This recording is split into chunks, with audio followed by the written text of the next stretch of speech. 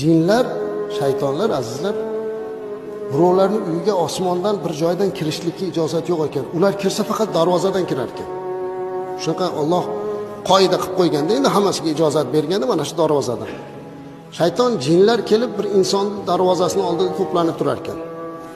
Agar kim uyiga kiryotib, darvozasini ochayotib, Bismillahirrohmanirrohim deb kirsa uyiga, eshikni tagida turgan jinlarning, shaytonlarning kattasi yonidagilarga aytar ekanki, ketdik, bu yerdan bizga joy yo'q der ekan.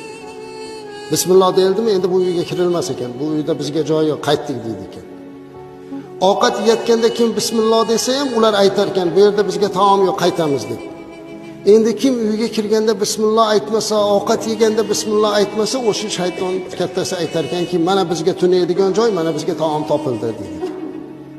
Masalan, hozir bularni aqiqa qilishi Allohga bo'shim kerak emas. Aqiqa qilish bularda o'ziga kerak. Nimaga? Chunki Rasululloh alayhisolom aytganlarki, aqiqa bilan go'dak bola garovga olinadi. Qoni qoniga, joni joniga, terisi terisiga, suyagi suyagiga badal bo'ladi. Ya'ni aqiqa qilingan bola inshaalloh hayoti davomida yomonlikka yo'liqmaydi inshaalloh. Yiqilib tushib boshi mancha yoriladigan bola bo'lsa, aqiqa qilingan bo'lsa shilinadi xolos. Aqiqa qilingan bola fazilatli bola bo'ladi. Fazilatli bola degani yaxshi bola bo'ladi.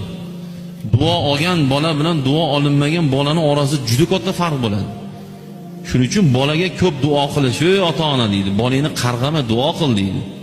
"Ey ota-ona" deydi, "Bolangni haqqiga ko'p duo ol" deydi. Ahli fazil, yaxshi insonlarni ko'rdingmi, "Bolamni duo qiling" deyish kerak. Chunki kimning duosi ijobat bilmaymiz biz. Biz kota sallan kiyib olib mehrobda o'tirganimizdan balkim bizning duomiz ijobat basdir. Balkim bitta joyda temir